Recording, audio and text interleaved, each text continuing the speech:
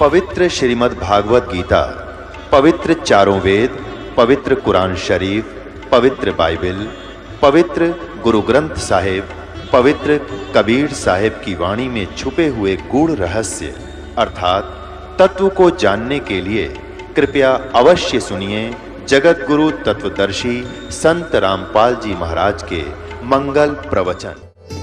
अब किसी की मृत्यु का समय आ गया या किसी को कोई हानि होनी है, टांग कटनी है, प्रारब्ध में लिखिए तो कटेगी वह।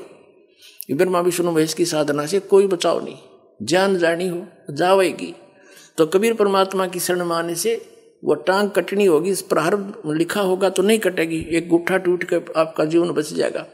संत शरण में आणते आई टले बला और जय मस्तिष्क में सूली होगा काटे बैठ।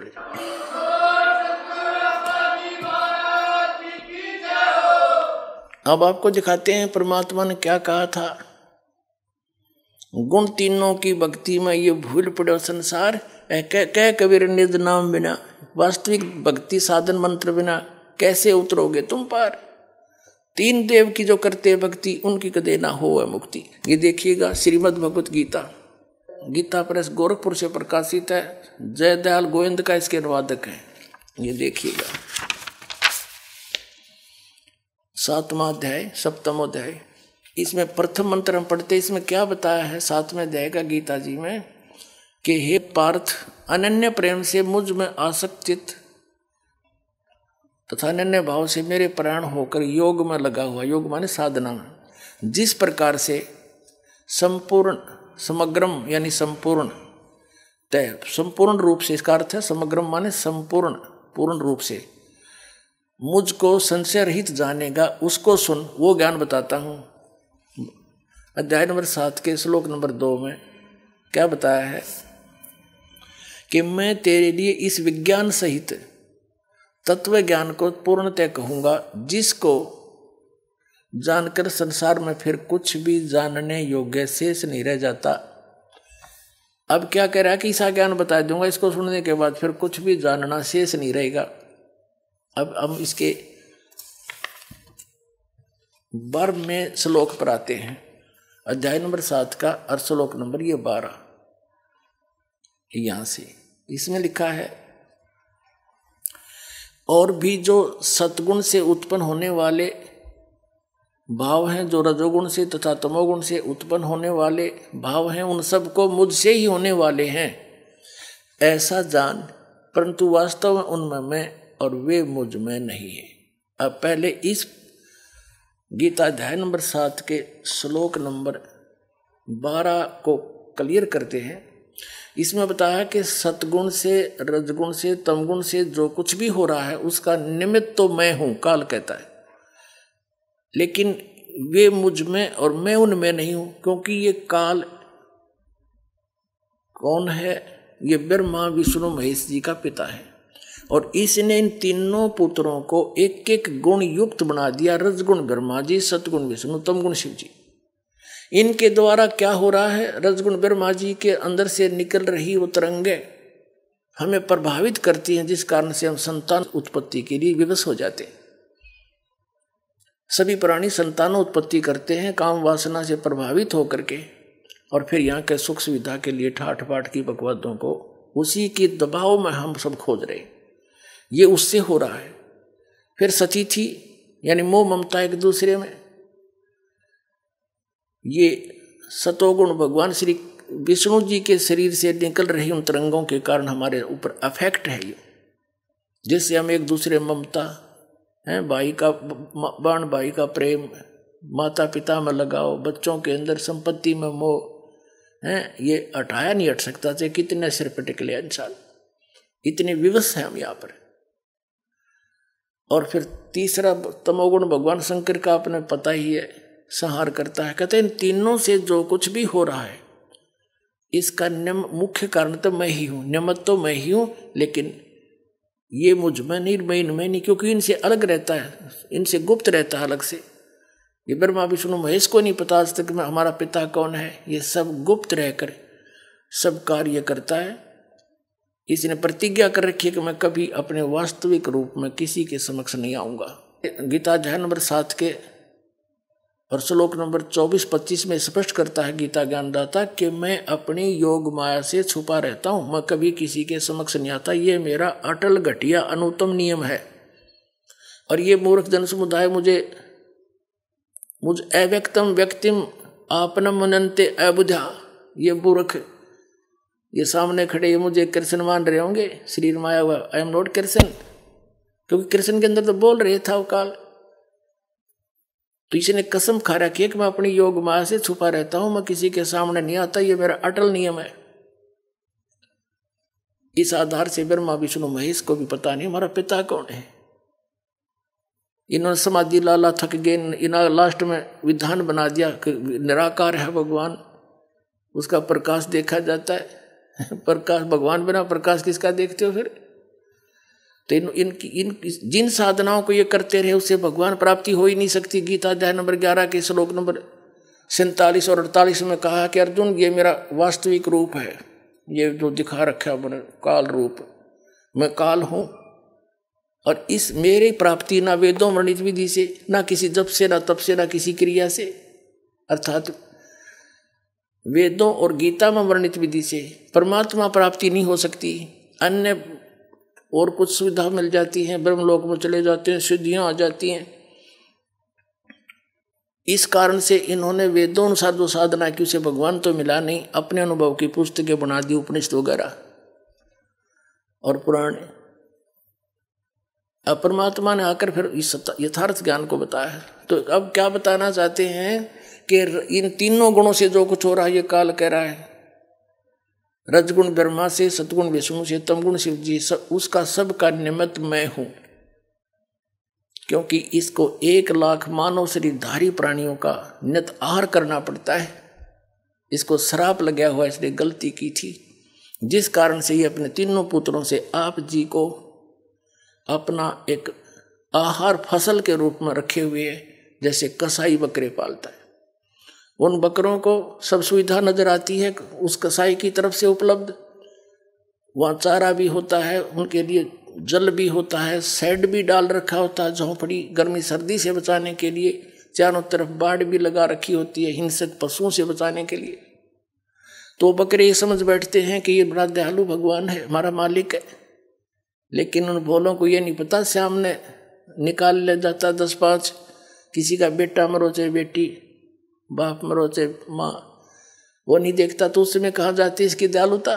तो यहाँ की सुविधाएं देखकर, यहाँ पर काजू किस्मत सेब संतरे सुंदर आहार देखकर, कणक देखकर, गेहूँ बाजरा ज्वार और ये सब गर्मी सर्दी की मौसम झरने देखकर हम ये सोचे हैं भगवान बड़ा दयालु, हमारे लिए कितनी व्यवस्था कर रखी है।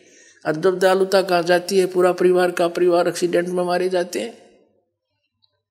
तो कबीर परमात्मा ने बताया कि तुम जिसको भगवान मानकर पूज रहे हो, जिसके लोक में रह रहे हो, ये काल है, कसाई है। ये काल कसाई हसत है सर्वलोक को खाए, और अंकुश निर्गुण राम नाम का सतगुर दर पकड़ा जा।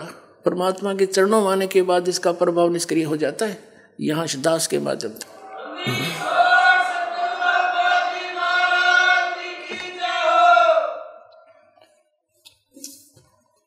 अब ये सिद्ध करते हैं कि रजगुण ब्रह्मा, सतगुण विष्णु, तमगुण शिव जी है। ये देखिएगा अपने ही सदग्रंथों में श्री शिव पुराण गीता प्रेस गोरखपुर से प्रकाशित है। इसके संपादक कौन है? हनुमान प्रसाद पोदार।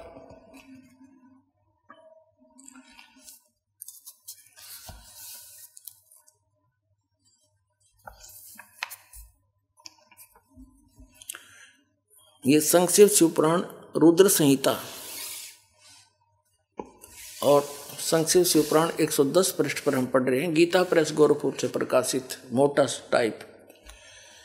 इस प्रकार ब्रह्मा, विष्णु और रुद्र इन 3 देवताओं में गुण हैं, यानी रजगुण ब्रह्मा, सतगुण विष्णु, तमगुण शिव।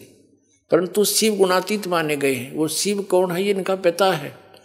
ये वास्तविक रूप में नहीं आता, किसी कभी ब्रह्मा के रूप में आ जाता, कहीं विष्णु के रूप में। शिव पुराण में ये शिव के रूप में आया, जिस कारण से इसकी महिमा अलग से बनाई।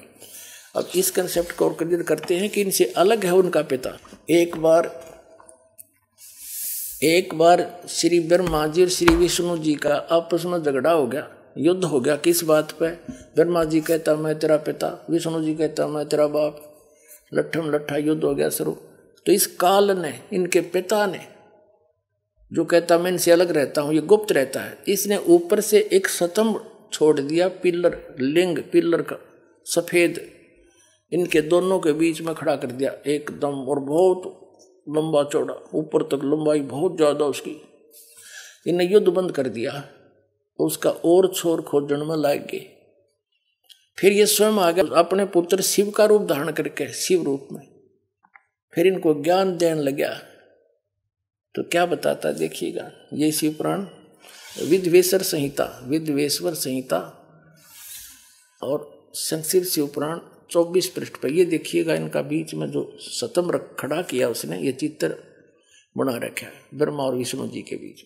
फिर इनके बाद ये आ गया, प्रकट हो गया, इनसे बातें करने लगा। यहाँ पर 25 पृष्ठ पे ब्रह्मा और विष्णु ने पूछा, प्रभु सृष्टि आदि 5 कर्तों के लक्षण क्या है, यह हम दोनों को बताइए। भगवान शिव बोले, युग काल आ गया शिव रूप में, अपने पुत्र के रूप में। मेरे कर्तव्यों को समझना अत्यंत गहन है, तथापि मैं कृपा पूर्वक तुम्हें उनके विषय में बता रहा हूं।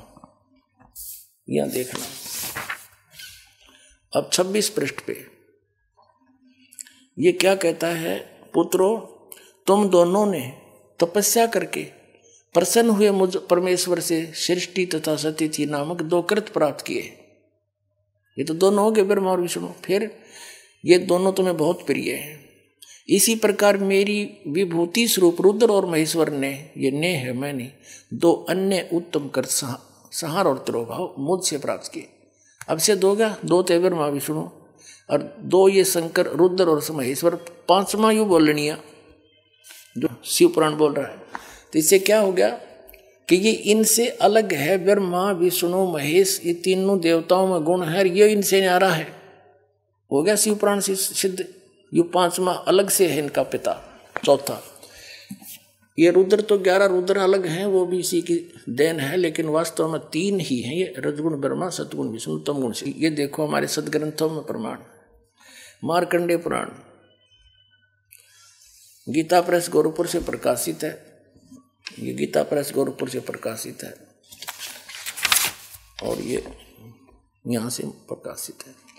इसके 123 पृष्ठ पर ले चलते हैं आपको। 122 से प्रारंभ करते हैं। यहाँ पर मार्कंडेय जी ज्ञान बता रहे हैं। मार्कंडेय जी बोले, मुने, यहाँ तक हम इसके सामने लेते हैं, यहाँ पर आते अपने मतलब की बात लेते हैं। रजोगुण प्रधान ब्रह्मा, तमोगुण प्रधान रुद्र और सतगुण प्रधान विश्वपालक विष्णु हैं। यही 3 देवता हैं और यही 3 गुण हैं। इति सिद्धम, रजगुण ब्रह्मा है, सतगुण विष्णु, तमगुण शिव जी। और क्लियर कर, पुण्यात्माओं ये ऐसा जटिल बना रखा है अध्यात्म ज्ञान, 9 सूत उलझा दिया इन अज्ञानियों ने काल से प्रेरित होकर। कबीर साहब कहते हैं, एक शेर सूत, कच्चा धागा जो चरखे पर काटा करते, कबीर साहब उसको सुलझा सुलझा कर कपड़ा बना करते थे। और किसी जुल्हे का एक, किसी भी बालक ने गलती से कोई छेड़छाड़ दिया, वो सूत उलझ जाता, उसका धागा, तो सारा दिन लग जाता था उसको सुलझाने में। बेचारे को एक शेर सूत को, 1 किलो को अगर टूट गया तो गांठ लगे, गांठ लगी तक जिसका कपड़ा बुनना है वो ले को नहीं, पैसे दे नहीं, सारा व्यर्थ गया। धीरे धीरे सुलझा सुलझा, गांठ भी नहीं पड़े, टूटे भी नहीं और सुलझ भी जाए। तो कबीर साहब कहते हैं उसमें कितना मेहनत और परिश्रम, कितना समय लगता है। इन्होंने, इन अज्ञानियों ने काल प्रेरणा से, नकली संतों, महंतों, आचार्यों और शंकराचार्यों ने, गुरुओं ने अध्यात्म ज्ञान को ऐसा उलझा दिया इस काल प्रेरणा से कि 9 सूत उलझिया, ऋषि रहे झकमार और सतगुरु ऐसा सुलझा दे, उलझा ना दूजी बार।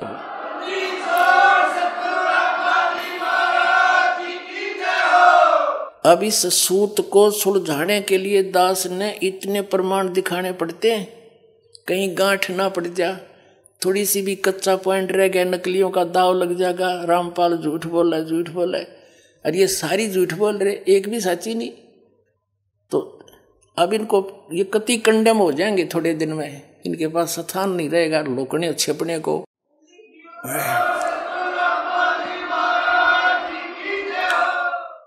या तो ये संत स्वीकार कर लेंगे कि सचमुच सच्चाई यही है और सबको कह देंगे अपने भक्त अनुयायियों को, इनका भार हल्का होगा, और नहीं तो इनको यहाँ जगह नहीं रहेगी हिंदुस्तान में रहने के लिए। एक दिन ऐसा आ जाएगा, पलायन करना पड़ेगा इनको दूसरे। तो इस 9 मन सूत सुलझाने के लिए इतने 1 बिंदु को क्लियर करने के लिए ढेर सारे प्रमाण दे करके फिर आगे बढ़ना पड़ता है।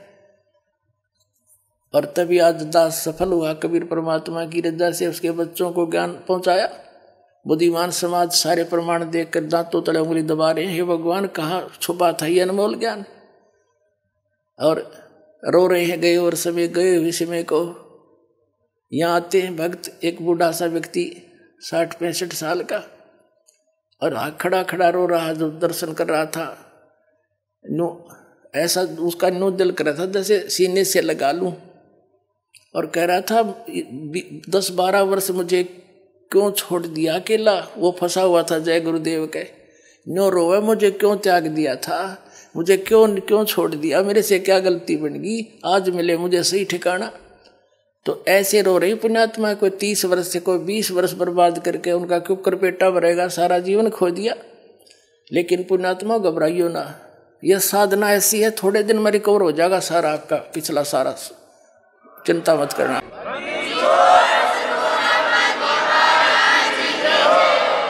कबीर साहब कहते हैं जीवन तो थोड़ा है बला सत सुमरण हो, और लाख वर्ष का जीवन लेखद रहनी कोई, या सत साधना तो थोड़े जीवन में पार हो जाओगे।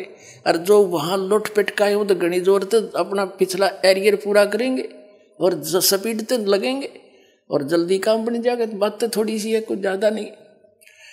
अब कंसेप्ट क्लियर करता है दास आगे, रजगुण ब्रह्मा है, सतगुण विष्णु, तमगुण शिव। ये देखिएगा, ये है श्रीमद् देवी भागवत हिंदी टीका सहित भाग 1। ये कहाँ से प्रकाशित है? अथ देवी भागवतम सभाष्टीकम सैमात्यम। और ये कहाँ से छपी है? खेमरा श्री कृष्ण दास प्रकाशन, मुंबई। अब इसके तीसरे स्कंद को दिखाते हैं आपको। अथ श्री मद देवी भागवते भाषा टीका युक्ते तृतीय स्कंद है प्रारंभते। इसके प्रश्न नंबर 11 पर आपको दिखाते हैं। यह है प्रश्न नंबर 11। देवी भागवत भाषा टीका तृतीय स्कंद अध्याय 5 का ये मंत्र नंबर हम 8वां पढ़ देंगे, 7वां या समाप्त हुआ। भगवान शिव अपनी माता दुर्गा से प्रार्थना कर रहा है कि हे माता, यदि हमारे ऊपर सदा आप दया युक्त हो तो हमको तमोगुण किस प्रकार प्रदान किया? तमोगुण में ब्रह्मा रजोगुण और ही यानी विष्णु को सतोगुण युक्त किए, किस प्रकार युक्त किए? अब इस संस्कृत से अच्छी तरह समझ में आओगे। हम संस्कृत भी पढ़ सकते हैं क्योंकि देवनागरी लिपि है। यदि दया धर्मना, वही 8वां अध्याय है, इसका अनुवाद ऊपर है। यदि दया धर्मना न सदा अंबिके कथम अहम विहित है, क्यों बना दिया मैं को तो तमोगुण है। भगवान शंकर कह रहा है मुझे तमोगुण क्यों उत्पन्न कर दिया आपने। और कमल से उत्पन्न होने वाले ब्रह्मा जी को रजोगुण संभव, इसको रजोगुण क्यों बना दिया? सुविहित किमु सतोगुणो हरि, विष्णु जी को क्यों आपने सतोगुण बना दिया? इति सिद्धम। इति सिद्धम रजगुण ब्रह्मा है, सतगुण विष्णु, तमगुण शिव जी। अब हम फिर आते हैं उस पवित्र श्रीमद् भगवद गीता को समझते हैं।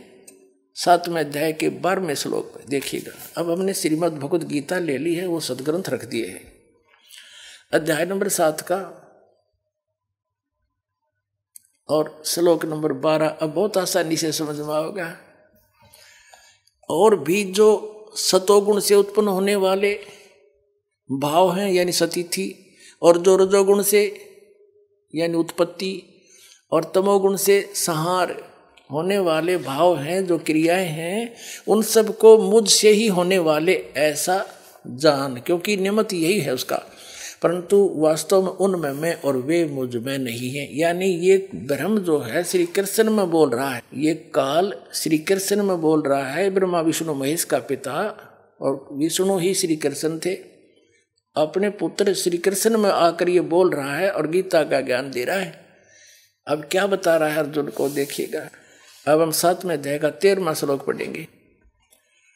गुणों के कार्य रूप सात्विक, राजस और तामस, इन तीनों प्रकार के भावों से ये सारा संसार प्राण समुदाय मोहित हो रहा है। इन तीनों गुणों से परे, यानी रजगुण ब्रह्मा, सतगुण विष्णु, तमगुण शिव जी से परे मुझ अविनाशी को नहीं जानता। ये क्या कह रहा है कि ये ब्रह्मा विष्णु महेश पर ही सब आसक्त होए बैठे हैं, इन तीनों गुणों से ऊपर मुझ ब्रह्म को ये नहीं जानते, कोई नहीं जानता। आगे देखो, अब 7वें अध्याय का हम 14वां श्लोक पढ़ रहे, 13वां 12वां पढ़ लिया। क्योंकि यह अलौकिक अर्थात अति अद्भुत त्रिगुणमयी मेरी माया, रजगुण ब्रह्मा, सदगुण विष्णु, तमगुण शिव जी द्वारा फैलाया गया जाल, ये बड़ी दुस्तर है, खतरनाक है।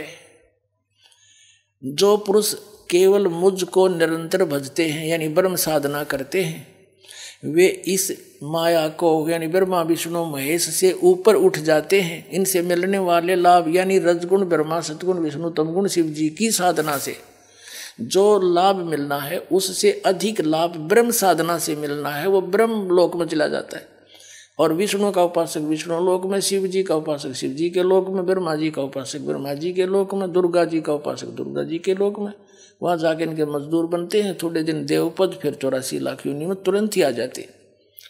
तो ये कहता है कि इनसे अधिक मेरा लाभ है मेरी भक्ति का, ये इन्हीं में उलझे पड़े। तीन त्रिगुण में माया बड़ी दुस्तर है, और जो इनसे हटकर मेरी साधना करता है ब्रह्म की, वो इनसे ऊपर उठ जाता है, उलंघ जाता है, फिर ये साधना नहीं करता, वो केवल ब्रह्म साधना करता है, ब्रह्मा विष्णु महेश की साधना नहीं करता। देखिए श्रीमद् भगवत गीता अध्याय नंबर 7 का श्लोक नंबर 14। क्योंकि यह अलौकिक अति अद्भुत त्रिगुणमयी मेरी माया, रजगुण ब्रह्मा, सतगुण विष्णु, तमगुण शिव जी बड़ा दुस्तर है, खतरनाक है, यानी इन पर आधारित व्यक्ति इन्हीं के जाल में फंसे रह जाते हैं, इन्हीं की साधना।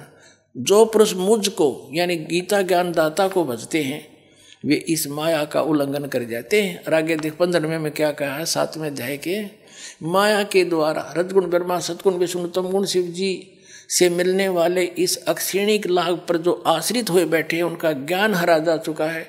यानी जो श्री ब्रह्मा, श्री विष्णु, श्री शिव जी, यानी ब्रह्मा की पूजा करते हैं विशेषकर, और इनकी जो इन्हीं पर आश्रित हैं, और किसी की सुनते, इनकी बुद्धि हरी जा चुकी है, ये आगे सुनना पसंद नहीं करते, इनका ज्ञान हरा जा चुका है। देखिएगा, माया के द्वारा जिनका ज्ञान हरा जा चुका है, असुर स्वभाव को धारण किए हुए मनुष्यों में नीच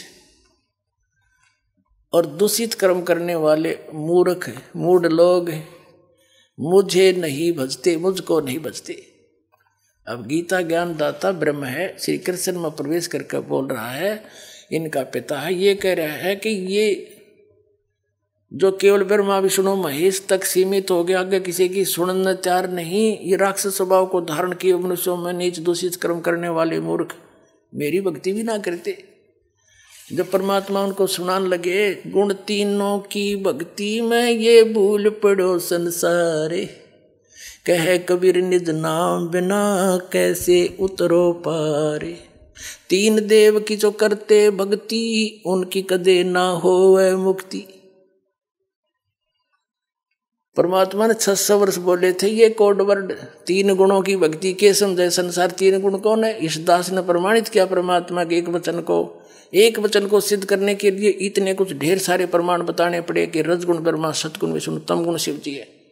और इन तीनों की भक्ति में इनसे आगे कोई सुनना नहीं चाहते, इन्हीं पर आश्रित हो गए, जिनका ज्ञान हरा जा चुका है, राक्षस स्वभाव को धारण किए हुए मनुष्यों में नीच दूषित कर्म करने वाले मूर्ख।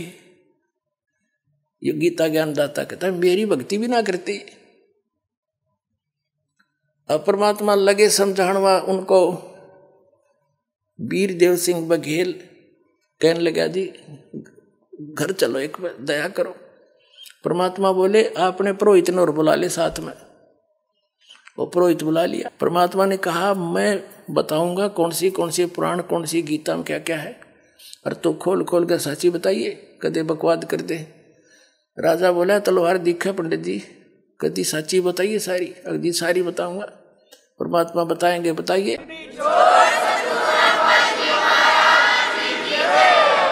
तो कबीर साहब बताते गए, पंडित जी निकालता गया कति सारी जी जो कि जो कह रहे हैं महापुरुष सारी साची है। वीरदेव सिंह बघेल ने कहा कि हे भगवान, ये तीनों गुणों के उपासक राक्षस स्वभाव को धारण किए मनुष्यों में नीच दूषित कर्म करने वाले मूर्ख, ये ऐसे किस आधार से कहा?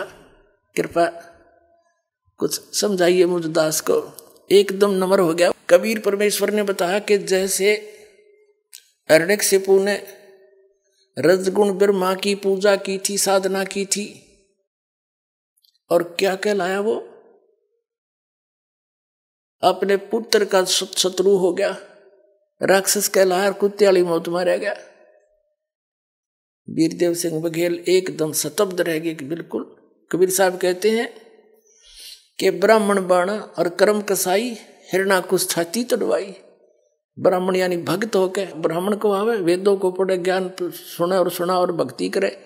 और कर्म कसाई जैसे ब्राह्मण बाणा कर्म कसाई हिरणाकुश छाती तोड़वाई, यानी हिरण्यकशिपु ने फिर छाती तोड़वाई, नरसिंह ने मारा, वो पटक के पाड़ के गिर दिया। तो ये राक्षस स्वभाव को धारण किए मनुष्यों में नीच है। बता, भगवान का विरोधी बन गया, विष्णु जी से विरोध, ब्रह्मा की साधना कर बैठा, पर पाकर सिद्धि हल्दी की गांठ पंसारी बन गया, मैं भगवान हो गया। इसे बुद्धि भ्रष्ट और क्या होगा जी? जो कहता मैं भगवान हूं। तमोगुण शिव की भक्ति करी थी रावण ने, और ब्राह्मण होके के कर्म कर डाले। अपनी ही माता को, सीता को अपहरण कर लिया, पत्नी बनाने की चेष्टा करने लगा, और कुत्ते वाली मौत मरा। एक आप रोज पढ़ते हो, सुनते भी हो इन ब्राह्मणों से, परमात्मा कह रहे थे, एक भस्मासुर नाम का एक राक्षस था, तपस्वी था। राक्षस तब पाछा बना, जब ये उसका पुजारी थे, ये कर्म करेगा। उसने भगवान शिव के गेट के सामने ऊपर को पैर नीचे को सिर करके सिरासन पर 12 वर्ष तप किया।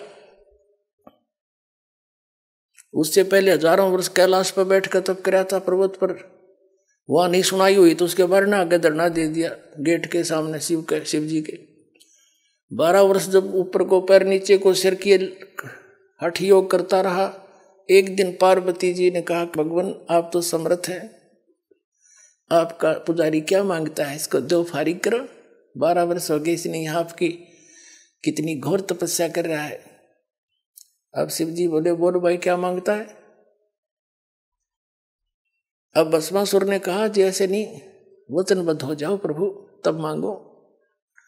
भगवान शिव ने सोचा भाई क्या मांगेगा, एक सिद्धि और मांग लेगा, दे दूंगा। बोल भाई वचनबद्ध हो गया, छोड़ पीछा मेरा। तो वचनबद्ध होते ही खड़ा हो गया और कहने लगा, जी ये भस्म कड़ा दे दो जो आपने पहन रखा है।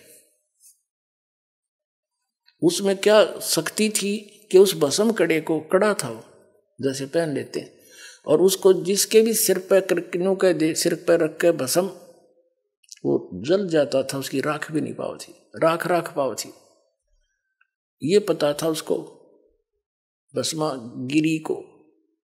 ये गिरी, पुरी, नाथ, नागा, ओगड़, ये सारे शिवजी तमोगुण के उपासक हैं। तो भगवान शिव ने सोचा जंगल में रहता है, साधक है, अपने बचाव के लिए लेता होगा। अब निकाल दिया, वचनबद्ध हो ही रहे थे कि ले भक्त ले ले। अब जब उसके हाथ में आ गया ना भस्म कड़ा, तब वह त्योर बदल गया और हंसा एक दुष्ट की तरह, हा, ले शंकर हो ले होशियार, तुझे भस्म करूंगा और पार्वती को पत्नी बनाऊंगा। मैं इसी उद्देश्य से भक्ति कर रहा था। अब कबीर साहब कहते हैं कि माता को घर नहीं ठहराई, ऐसे दुष्ट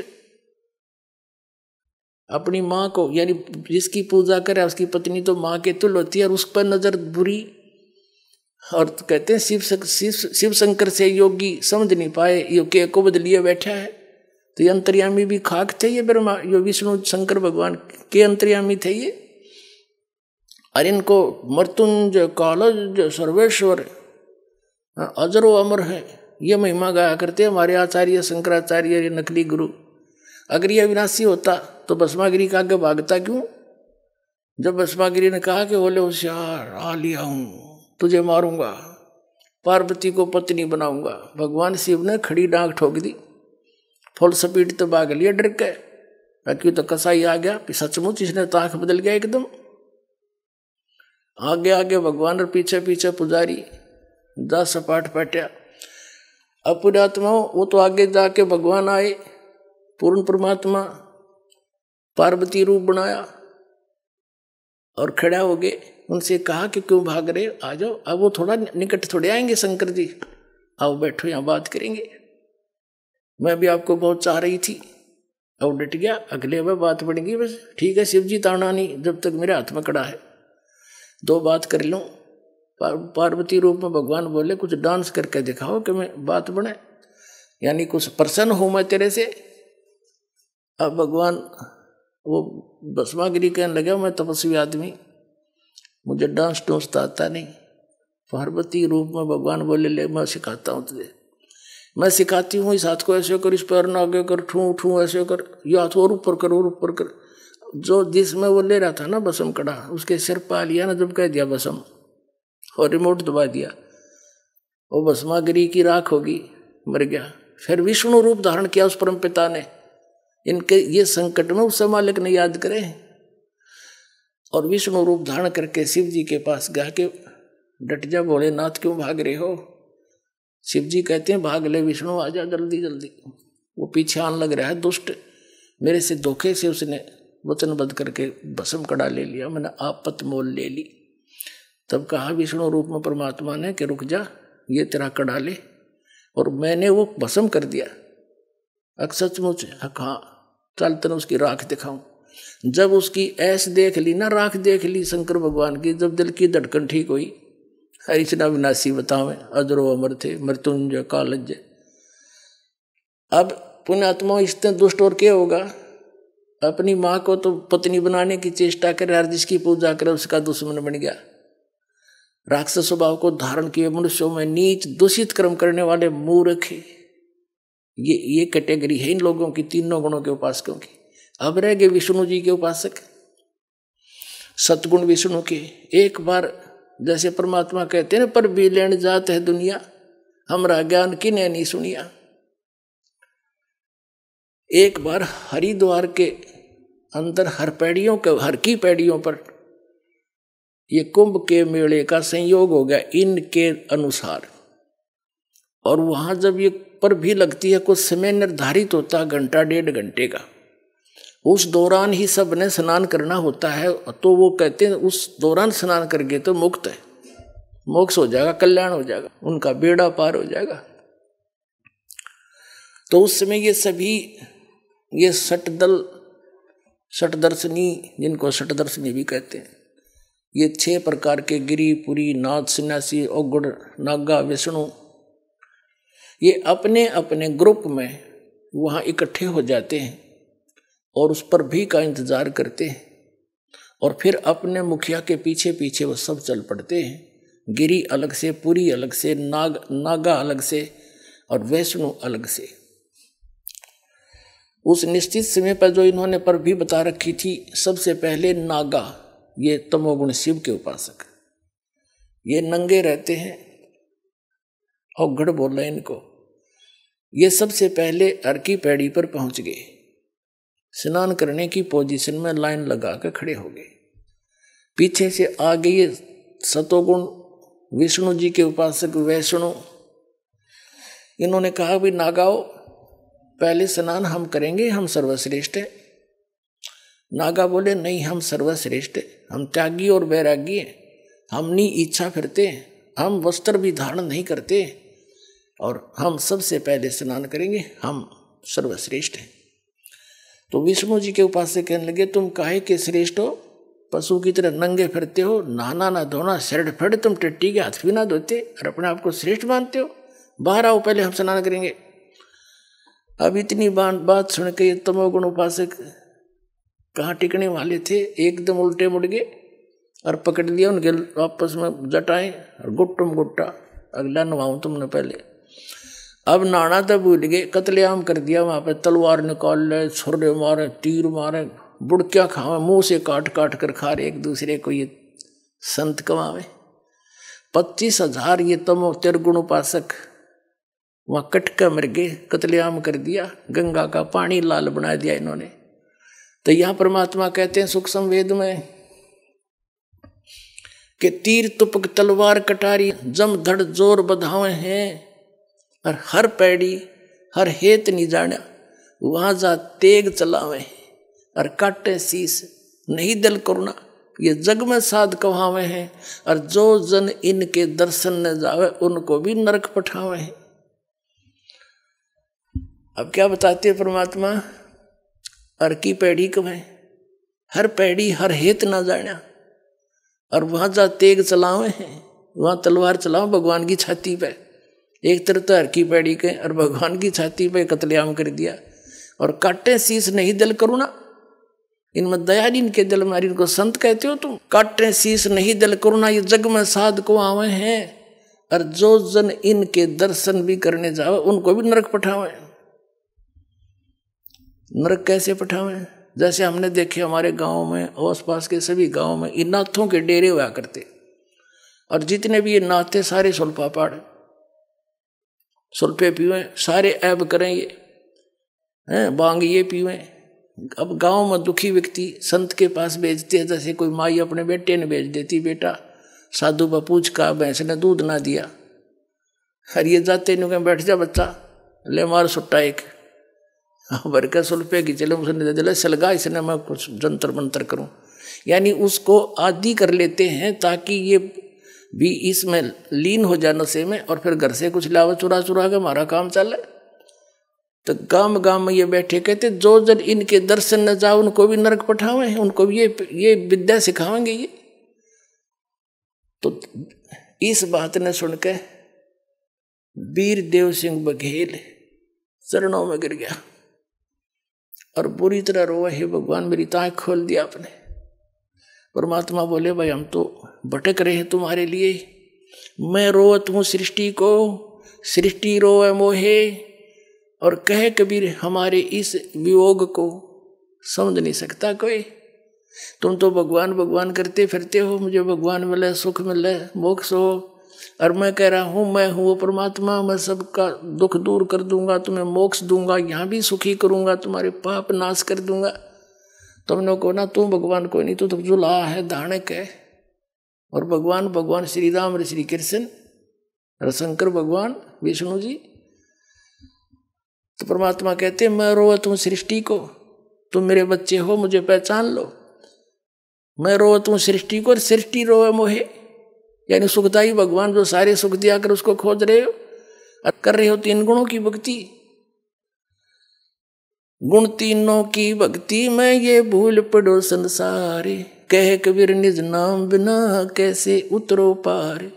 3 देव की जो करते भक्ति, उनकी कुछ ना हो वह मुक्ति। अब कर दिया स्पष्ट परमात्मा की वाणी से। परमात्मा की इस वाणी को सिद्ध करने के लिए, सत्य को सत्य सिद्ध करने के लिए ये इतने प्रमाण आपको देने पड़े, तब आप क्या गला उतरी होगी।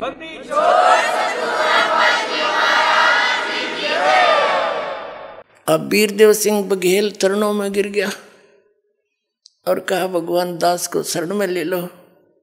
ये पिछले संस्कारी हंस होते थे, कितनी पोस्ट पर हो और कितने ही बुराई करता हो, परमात्मा की ज्ञान सुनते ही समर्पित हो जाता है। पिछले ही जब तब से होते हैं पूर्ण हंस मुराद। और परमात्मा ने कहा ठीक है बेटा, नाम दूंगा आपको।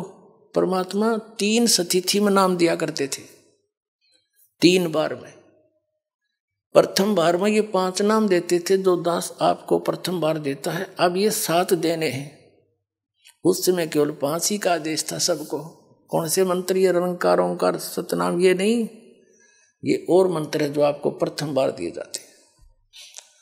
प्रथम मंत्र दिया, वीर सिंह ने नाम लिया, पत्नी ने नहीं लिया, उसकी रानी ने नहीं लिया। ठीक है, कोई बात नहीं। प्रथम मंत्र पुण्यात्मा इसलिए दिया जाता है कि आप जी की श्रद्धा देखी जाती है, और इससे कुछ आप सच्चे दिल से भक्ति करोगे, आपके संसारिक सुख होने शुरू हो जाएंगे। ये इतना गजब का मंत्र है, अनमोल मंत्र है। और दुख आपके निवारण होने लगे तो आपके नोचेगी भगवान सचमुच यही है।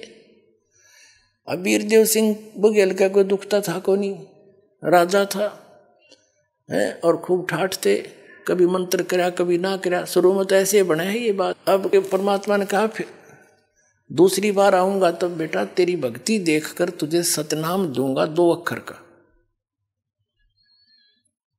अब वीर सिंह बघेल ने सोची ठीक है दे देंगे गुरुजी जब देंगे, क्योंकि उसने कोई लगन नहीं थी। शुरुआत में ऐसा ही होता सबके साथ।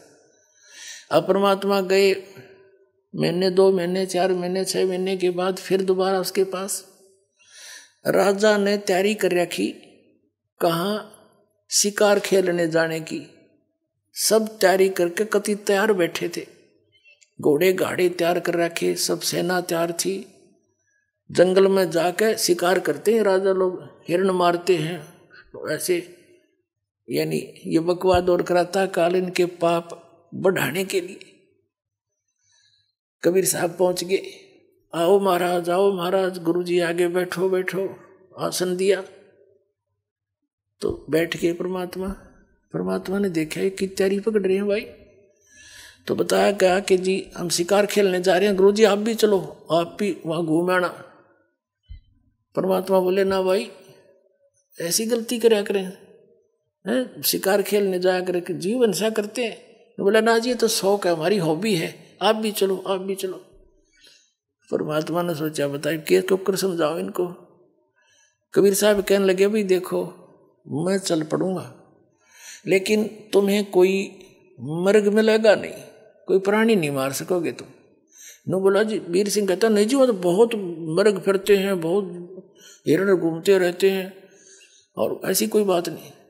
परमात्मा बोले चलते, मालिक भी बैठा लिए घोड़े पे, चले गए। वहां पड़ाव ला लिया उन्होंने। अब शिकार खेलने के लिए चल पड़े। कबीर साहब को भी बैठा रखा घोड़े पे, कबीर साहब जाना था उनके साथ साथ। उनका पड़ाव अलग था, वहां रहे कुछ सैनिक छोड़ रखे थे, 10-20 लांगरी लुंगरी रोटी राटी बना लो, हम करके आते हैं शहर से पट्टा।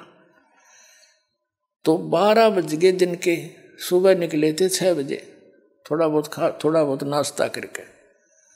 रात के दिन के 12 बज गए, 1 बज गया, कोई मर्ग दिखाई नहीं दिया हिरण। अब वो और गहरे चले गए, दूर दूर देखो कहाँ मिलेगा। राजा शिकार खेलने जावे और यानी शिकार नहीं करे तो अपनी वो इंसल्ट मानता है। तब परमात्मा ने क्या करा, एक हिरण बनाया अपनी शक्ति से, भेजा, और वो हिरण दिखाई दिया चारों तरफ सैनिक राजा साथ में। तो उस नरेश ने कहा अपने सैनिकों से कि इतनी देर में एक मृग दिखाई दिया है, और ये जिसके पास से चला गया उससे ले लूंगा, उसकी खैर नहीं है, ये जाना नहीं चाहिए। अब परमात्मा ने क्या दया बख्शी, वो मृग कूदता कभी इधर राजा के घोड़े के नीचे निकल गया। राजा यावा हो गया, उसकी मजबूरी होगी कि मेरे पास से गया, अब मैं किसने कहूंगा, उसका पीछे दौड़ा दिया घोड़ा। बड़ी स्पीड से काफी गहरे निकल गए, बहुत दूर चले गए, सैनिक भी साथ साथ चले गए काफी दूर तक। अब वहां जाकर तो क्या देखा कि वहां कोई जल नहीं, और सबको भयंकर प्यास लग गई, भूख लग गई, जल बिना भोजन बना नहीं और प्यास बुझे नहीं। अब सब सैनिक भेजे इधर उधर के, जाओ जल की खोज करो। अब कोई इधर गया कोई इधर गया, दूर तक देख कर आगे घोड़ों पर कहने लगे महाराज कहीं आसपास जल नहीं है। परमात्मा बैठे थे कबीर जी, उन्होंने कहा भाई इस पहाड़ पर देखा हो ना, शायद इधर मिल जाओ। पहाड़ पर काफी अच्छी ऊंची पहाड़ी थी। अब और कहने लगे महाराज यहाँ प्लेन में तो कितना जल मिला नहीं, समतल में, पहाड़ पर कहाँ से जल होगा। एक वजीर समझदार सा था, वृद्ध था। वो कहने लगा भाई संत की बात पर कुछ गौर करा करें, देखा क्या दिक्कत है, जब कह संकेत कर रहे हैं। तो 2-3 घोड़े पर ऐसे घूमते घूमते शिखर पहुंचे। बहुत बड़ा क्षेत्र हुआ, ऊपर प्लेन, एक सरोवर बीच में, सुंदर जल का, निर्मल जल, स्वच्छ और मीठा, और सुंदर बाग लाग रहा, सेब संतरे अंगूर काजू किशमिश के हर तरह की जो लदपद हो रहे। उन्होंने वहीं से आवाज लगाई, आ जाओ जल भी है, बाग है बहुत सुंदर। अब सभी जाकर पहुंच गए वहां पर। अब सभी ने पहले जल पिया, फिर तोड़ तोड़ के सेब संतरे काजू किस्मत सेब खूब छके। अन्यों कहे इसे मीठे तो कदे देखे नहीं, ये भगवान यहाँ देख प्रकृति का, परमात्मा की लीला, यहाँ कैसे बाग लगा हुआ है। सभी बतला रहे हैं आपस में कि यहाँ ऐसे स्थान पर है, तभी तो कोई पहुंचा नहीं, ये सब लदपद है, किसी ने छेड़ा नहीं, हमारे लिए ही दया बख्शी है भगवान ने। अब वो छक लिए और तोड़ ताड़ के और भी फल अंगूर और अपने सब ने घोड़ियां पर लाद लिए चलने के लिए, रस्त घर के लिए चल पड़े। चलो वापस। कबीर साहब भी चल रहे हैं, एक घोड़े पर कबीर साहब बैठा रखे हैं, एक पर राजा बैठा है। एक थोड़ी सी दूर जाकर के राजा कहता है, हे गुरुदेव, देखो परमात्मा की कैसी लीला, इस पहाड़ के ऊपर बगीचा और कैसा बाग, कैसी मेवा, कैसा सुंदर जल। देखो पीछे देखा, सैनिक भी देखने लगे, राजा देख रहा था, वहां कुछ भी को नहीं, सूखे पत्थर पड़े। एकदम सारे वापस खड़े हो गए, वहां घूमा धक्के खाओ, कहाँ गया वो जल कहाँ गया, वो मेवा कहाँ गई। परमात्मा बोले जहां से आई थी वहां गई भाई।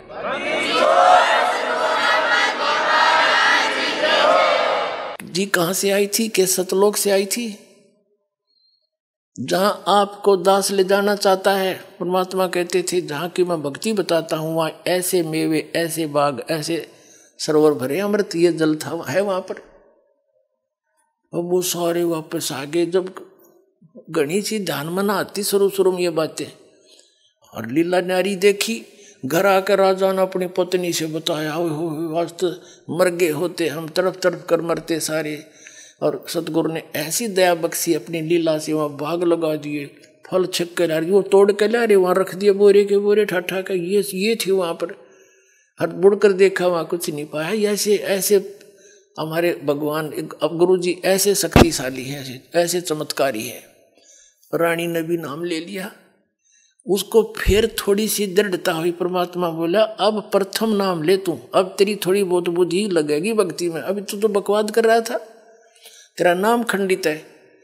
अब दोबारा नए सिरे से प्रथम मंत्र दिया। कुछ दिनों के बाद फिर उसकी श्रद्धा अजब बन गई, फिर दूसरा मंत्र सतनाम दिया। फिर कुछ दिन के बाद भक्ति बढ़ने से अंतःकरण के मैल हट जाते हैं, फिर जिज्ञासा बढ़ जाती है, चाह बढ़ती है भगवान की। सतनाम से प्रबल इच्छा होती है कि भगवान आप सार नाम भी को थे, सार नाम दूंगा। परमात्मा बोले भाई योग्य हो जाएगा जब मिलेगा, यो इतनी जल्दी ना दूं। जब भी गुरुदेव आते उनसे मिलते, प्रभु दया करियो, सार नाम दियो, योग्य हो गया होता आपका दास, सार नाम देना। कबीर साहब कहने लगे, एक दिन चले गए परमात्मा और कहने लगे भाई आज तुझे सार नाम दूंगा। कि अच्छा महाराज बड़ी दया हुई, ओह तो मेरे भाग खुल गए।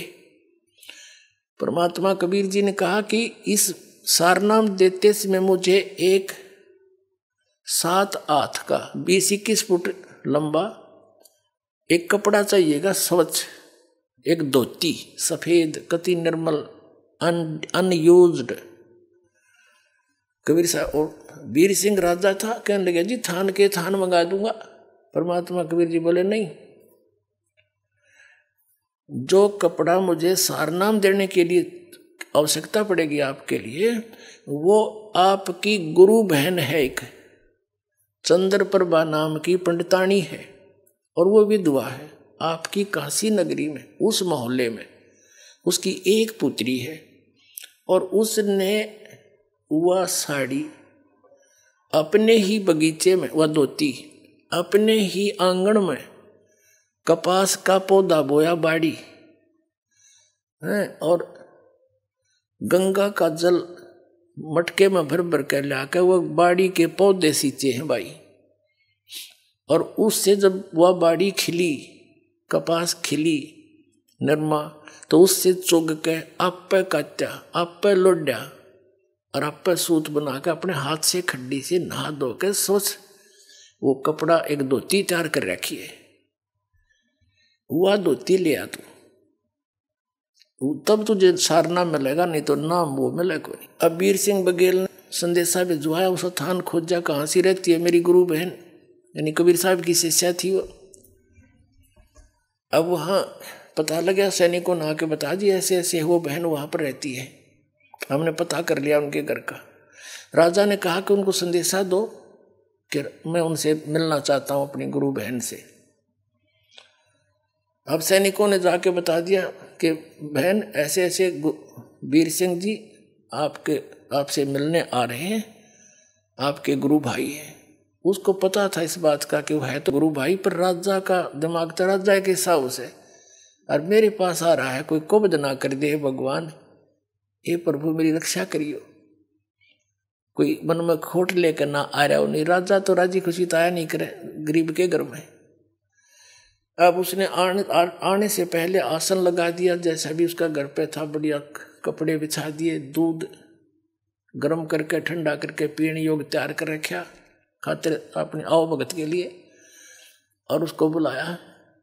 अब आ गया, जो बैठ के प्रणाम हुए, सत्साई भाई सत्साई बहन बैठ के नरेश उसके चारपाई पे, और बोलो जी दूध पी लो भाई। राजा बोला बहन दूध पीछे पीऊंगा तेरा मैं, पहले मेरी अर्ज स्वीकार कर। बोल भाई मैं कंगाल, आप राजा, मुझ गरीब के पास क्या देने को है आपके लिए, क्यों शर्मिंदा करते हो मुझे? कि नहीं बहन, आज मैं भिखारी बन के आया हूँ और आज मुझे सारनाम मिलेगा, गुरुजी ने रजा बख्शनी है, और उस सारनाम के लिए मुझे एक धोती चाहिए जो तेरे पास है, साफ धोती सुथरी बनी साड़ी। वह बहन बोली जी मेरे पास तो गणिये धोती है, दे दूंगी कोई बात नहीं, अकना वो धोती चाहिए जो आपने अपने आंगन में और कपास बो के बाड़ी बो करके उसको चुन के और आप बनाया है सारा कुछ, वह धोती चाहिए। गुरुजी ने बताई आपके पास है? कहा भाई है, पर वह मैं दूं कौन तेरे थे?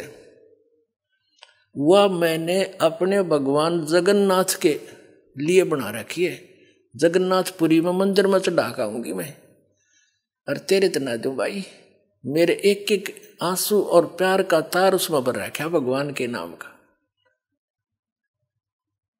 अब उसने सोचा छोरी लड़की ने तो बड़ी बात अड़ा दी भाई, आज मेरा भाग्योदय होना था, सार नाम मिलना था, और देख किसी कर्म फूटे मेरे। उसने कहा बहन तेरे लिए मैं और जितने तू कहेगी ना उतने तो पैसे दे दूंगा, और तेरे तो हाथ की चीज है तो फिर बना लिए, मेरा भाग्योदय हुआ नहीं, मुझे सार नाम नहीं मिलेगा। न्यू बोली भाई या ना दूं कति, जन्यू कह तेरी नगरी त्याग दूं, ईब लेकर अपनी बच्ची न चली जाऊंगी, पर यह धोती नहीं दूंगी मैं तेरे को, या मेरे भगवान के लिए मैंने बना रखी। जब उसने देखा कि सारे प्रयत्न विफल हो गए और उठ कर चल पड़ा, बहन मेरा दुर्भाग्य है, मेरे भाग में नहीं है ये नाम। देख कैसी कंडीशन अड़गी मुझ नीच के आ गए, अब मुंह लटका के आ गया वापस। परमात्मा को पता था, घर पे बैठे थे उनके। वीरदेव सिंह बघेल से पूछा कि भाई लाया वो धोती? कि महाराज मेरा दुर्भाग्य है, उस बहन ने वो धोती देने से मना कर दिया। परमात्मा ने कहा क्यों मना कर दिया, क्या कारण है? कि उस बहन ने बताया है कि वह धोती उसने, वो साड़ी भगवान जगन्नाथ के लिए बना रखी है, और वो यूं कह रही है कि मैं भगवान जगन्नाथ के मंदिर में या धोती चढ़ा के आऊंगी, इसने मैं दूं नहीं किसी को भी। वैसे तो यहाँ तक कह दिया था उस बहन ने कि तू राजा है, मैं गरीब हूँ भाई, जबरदस्ती तो ले जा सकता है, लेकिन मैं अपनी इच्छा तो नहीं दे सकती तेरे से। तो कहने लगा बहन ऐसी गलती मैं नहीं कर सकता, क्यों, मुझे भी ज्ञान हो गया है, मैं तो प्रार्थना करने आया था। तो कहने लगे भगवान मैंने सारा कुछ कह दिया उसने, पर वह मानी नहीं। मेरा दुर्भाग्य है, आपने ऐसी शर्त रख दी और मैं कर्महीन इंसान हूँ, मैं कर्महीन इंसान हूँ, मुझे सार नाम मिला नहीं, मेरा मोक्ष नहीं हो सकता। नो बैठ के रोने लग गया। तब परमात्मा ने कहा भाई चलो मैं अपनी कंडीशन कुछ लूज करता हूँ, एक काम कर दे, वो बहन कब जाएगी वहाँ जगन्नाथ के मंदिर में धोती चढ़ाने के लिए, उससे ये पता करवा ले, और तू इतनी मदद कर दे उसकी, उसके साथ सैनिक भेज दे, पहरेदार बॉडीगार्ड। वो कह रही थी वहाँ जाएगी, रास्ते में कोई उकचुक ना हो जाए, बेटी की जात है, और जब वह धोती जगन्नाथ का चढ़ा कर वापस आ जाएगी ना ठीक ठाक सकुशल, फिर मैं तुझे बगैर धोती का इनाम दे दूंगा सारना। अब उसकी तो खुशी की आशा की चिराग फिर जल गया। अखे भगवान जो आपकी आज्ञा, अपनी बहन को वहाँ रथ में पालकियों में भिजवा दूंगा, सैकड़ों सैनिक भेज दूंगा, सकुशल जाएगी, सकुशल आ जाएगी।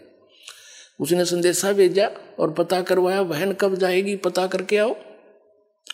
सारा कुछ बता के सैनिकों से कह दिया कि जाके कह दो जब वो जाए मुझे बताए, और हम उसके साथ बॉडी गार्ड करेंगे, रथ साथ भेज दूंगा अपनी बहन के, और मुझे नाम मिलेगा जब वो धोती चढ़ाकर वापस सकुशल आ जाएगी। अब उस चंद्र प्रभा को जब ये पता चला, उसने तो ये सोचा था राजा घर पर जाके सोचा करे, और मैंने यह खूब बना कर दिया, ये मेरे को सजा तो जरूर देगा। तो वह डर गई कि वापस आगे सैनिक अवश्य कोई आदेश लेकर आए होंगे, कोई बात नहीं, भगवान के लिए चाहे कुछ भी देश भी छोड़ कर जाना पड़े मैं चली जाऊंगी, यहाँ तक वह सोच रही। तब उसने सुना कि सैनिकों ने बताया बहन ऐसे ऐसे कहा राजा ने, आप कब जाओगे?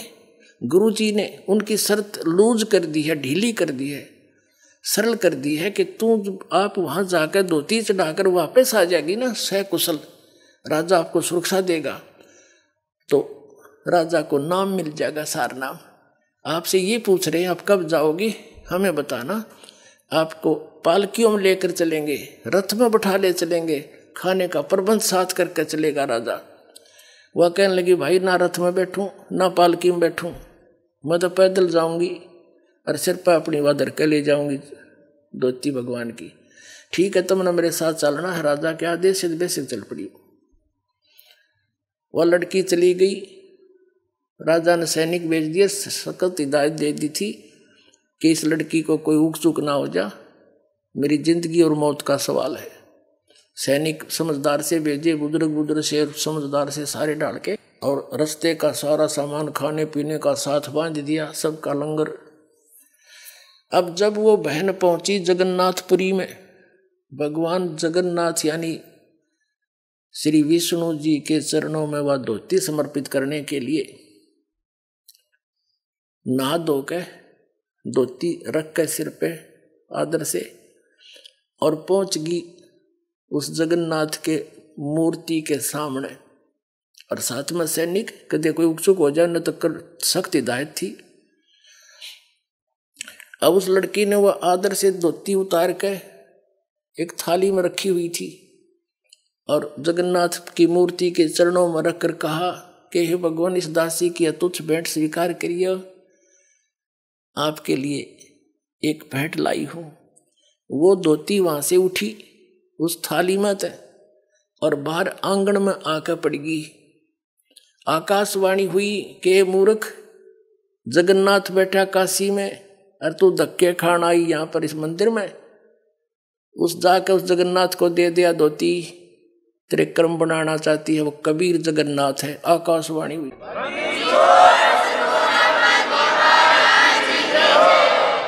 वो है जगत का स्वामी, कुल का मालिक है, और उसने छोड़ के तुम्हारी यहाँ आई इस पत्थर पे माथा टेकन, ले जा इसको, मुझे स्वीकार्य नहीं है। अब वो तो वहीं से लगी थी रोने, उठा कर धोती फिर सिर पर रख ली, वहीं से लगी थी रोने, हे भगवान मैं किसी नीच हूं। अब परमात्मा ने एक तीर से 2 शिकार करे। हम इसे अनजान थे उस समय। हम कबीर साहब को तो एक गुरु और संत मान्या करते, और जगन्नाथ को भगवान श्री विष्णु जी को गुरु कबीर साहब और भगवान हो जगन्नाथ। अरे फुटे बाग मारे। और राजा वीर सिंह के अंदर भी इतनी श्रद्धा ना थी, वो ठीक सा भगत था, पिछले संस्कार अच्छे थे, और जब उसको भी सार नाम के योग बनाना था मालिक ने, क्यों जब तक कहते हैं गुरु मानुष कर जानते ते नर कहिए अंध, वह दुखी संसार में आ गए यम के फंद। राजा भी कबीर साहब को तो एक संत मानने था, विष्णु जी और इनको ही भगवान मान रहा था, निराकार को, क्योंकि हम भगवान कबीर साहब ज्ञान देते रहे, सारा कुछ करते रहे, चमत्कार भी दिखाते रहे जो भगवान किया करता है, लेकिन हमारी बुद्धि उस रंग से हटी नहीं, क्योंकि हम शिक्षित नहीं थे। अब वो लड़की वापस आई, पहले गई कबीर साहब की कुटिया में, वहां से पता चला कि उस दिन भी परमात्मा 10-15 दिन के बाद फिर उसके वीर सिंह के उसमें दरबार में बैठे थे घर पे। पता था मालिक को कि आज आवेगी, वह धक्के खान गई थी। वहां से पता चला कि कबीर साहब तो वीर सिंह के घर गए हैं परमात्मा जी। वह लड़की वहीं पहुंची रोती हुई, इतनी बुरी तरह रो, कपड़े भीज रहे आंसुओं से, और वह धोती धर के चरणों में कबीर परमात्मा के इसी बुरी तरह रोए, मुंह तो जुबान नहीं निकला उसके, बोला नहीं जा, कंठ रुंध गया। अब वीर सिंह ने चिंता होगी कि इस लड़की को किसी ने कुछ कह दिया, और ये सैनिक साथ मरे थे, इन्हें क्यों नहीं ध्यान रखा, मेरी तो इज्जत का नाश कर दिया, मुझे सारा नाम नहीं मिला। उन सैनिकों को बुलाया एक साइड में, और अन्य कमियों की तो मर गए थे, तुम क्या हो गया इस बहन को? तब वो किसी ने क्या कह दिया इसको, तुम्हें कहा था सुरक्षित लाना। तब उन्होंने कहा महाराज किसी ने कुछ नहीं कहा, हम साथ थे वहां से यहाँ तक। उन्होंने सारी घटना बताई कि इसने जाकर के बहन ने धोती चढ़ाई मंदिर में, वह धोती वहां से उठी और बाहर पड़ी मैदान में आके आंगन में। आकाशवाणी हुई कि भगवान तक काशी में बैठा कबीर, वो है जगन्नाथ, उसको दिया धोतियां धक्के खाना ही तो इस मंदिर मत पत्थर में, या दब से रोने लाग रही है ये बैठे भगवान। फिर वीर सिंह भी चरणों में पड़ गया, रोआ बुरी तरह, भगवान मेरी चौंध टूट गई, आप तो मालिक हो, आप समर्थ हो। तब परमात्मा ने उन दोनों को नाम दिया, पहला नाम दिया, दोबारा सतनाम, कि अब शुरू करो, अब भक्ति के योग बनोगे। अब तुम ड्रामा कर रहे थे। उस दिन से फिर उन दोनों को नए सिरे से नाम दिया, सतनाम दिया, फिर सार नाम दिया, उनका कल्याण किया अपना आत्माओं। तो यही प्रोसीजर है पूरे कंप्लीट कोर्स का, जो दास आज आपको देता है वो गॉड गिवन कबीर साहब का दिया हुआ, कल्याण करवा लो, समय है। बोलो सतगुरुदेव की जय हो।